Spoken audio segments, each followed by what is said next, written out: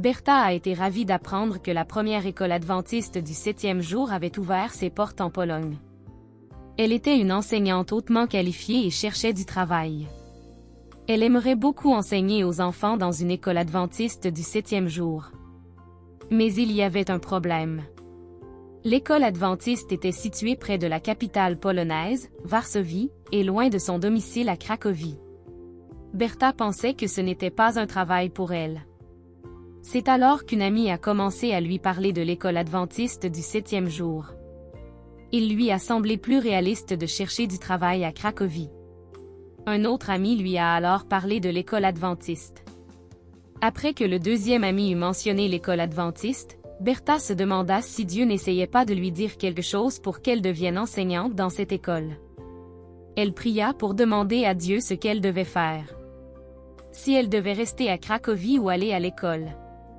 Finalement, Bertha décida de poser sa candidature pour 2 postes d'enseignante, à l'école publique de Cracovie et à l'école adventiste du 7e jour située à l'extérieur de Varsovie.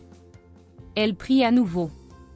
Je vais aller dans la première école qui répondra à ma demande d'emploi. L'école adventiste est la première à lui répondre et lui propose un entretien d'embauche.